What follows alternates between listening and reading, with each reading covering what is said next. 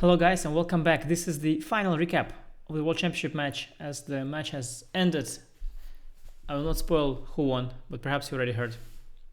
Truly shocking stuff. I was expecting to watch the tiebreak tomorrow, but we didn't really get to. The game was not too exciting in itself. In fact, I've covered the opening on my channel. Gukesh has played this interesting entirely new idea with knight g7, but it's not a very aggressive idea, so at most black should just equalize. And he didn't even quite equalize. White had some opportunities here. e5 was a bit more precise. Here white had some strong opportunity with queen e2, rook d1. In some line, white should sacrifice the control of the light squares with bishop c6, which is not a usual move here when you have the bishop so powerful here. But now the knight is extremely strong, and with bishop coming and rooks doubling, this looks surprisingly dangerous for black, it seems, although it's not obvious at all to me at first that this is so bad for black. But computer points that out. So there were some opportunities for Ding early on, but he really took the safety first approach, b3, and shouldn't really have backfired because he got a very sound position here. And after b5, okay, white has a strong bishop, a strong knight. The pawn could potentially become weak, but the knight's so powerful. f4 break is always there after, for example, taking.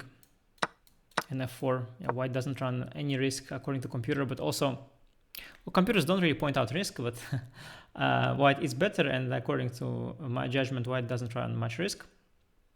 But Ding still saw some ghosts. It seems that he was too tense today. He really wanted to reach the tiebreaks. That was his mindset. He maybe didn't even consciously realize it, but he went for simplifications, and it really shouldn't have become anything here at all. The most straightforward move is bishop d7. I was thinking why he decided to keep the bishops. Maybe he was slightly worried that in some lines, maybe there is the possibility of f3 queen h3, so you have to monitor that, but it is so, yeah, it's so little. Okay, he went bishop f3, and now also very desperate way of trying to draw it, very desperate entering this endgame, but endgame should still be a draw.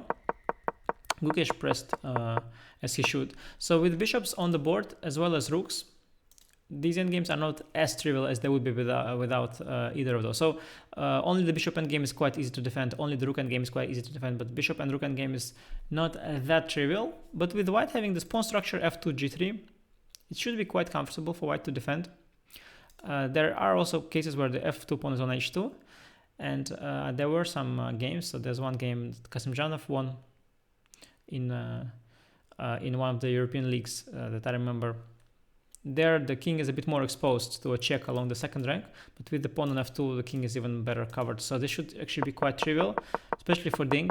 But yeah, the brain and psychology and all of that works really in mysterious ways, and sometimes I believe that there can be some subconscious, very deep subconscious things that are happening to a person when the brain is taking decisions on its own without you consciously realizing what's happening.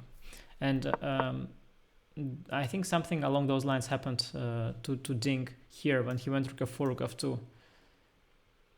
There really is no way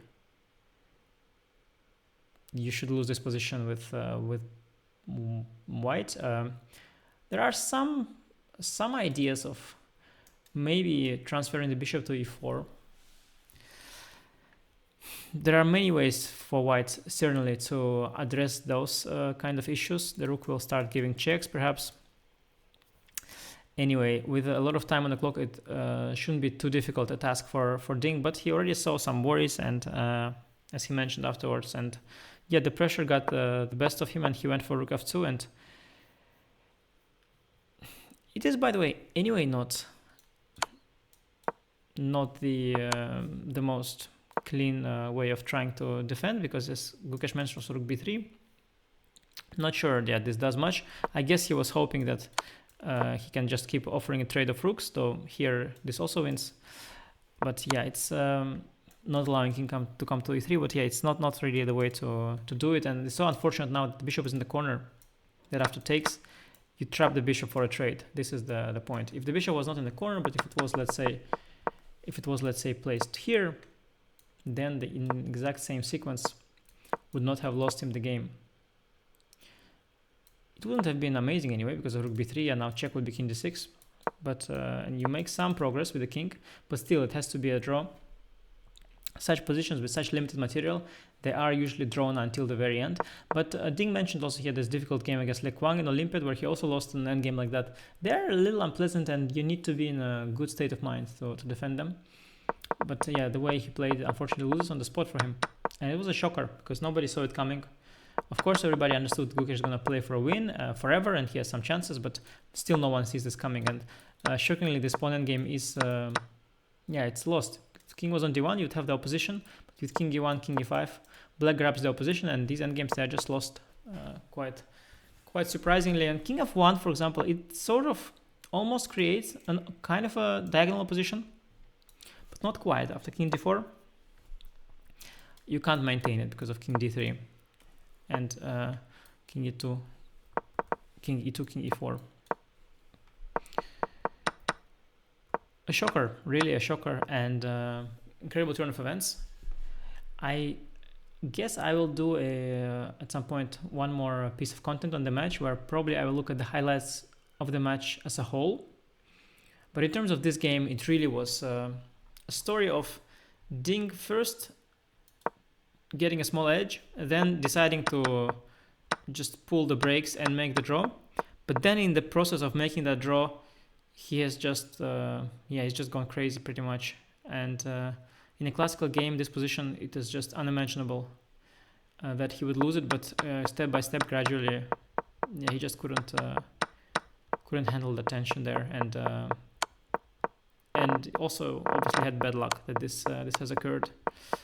You know, these things, like had Gukesh not played rook to b2 but walked with the king immediately, it wouldn't have happened. But yeah, the way you also have to have bad luck to lose this position. It's not just that you do everything wrong. So yeah, remarkable turn of events.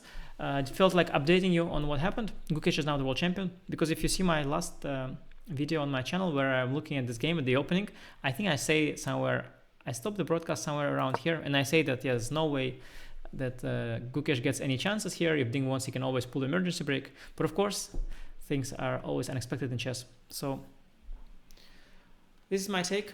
I might do one more video. Thank you for watching, and see you again on my channel. Bye. Congrats to Gukesh once again.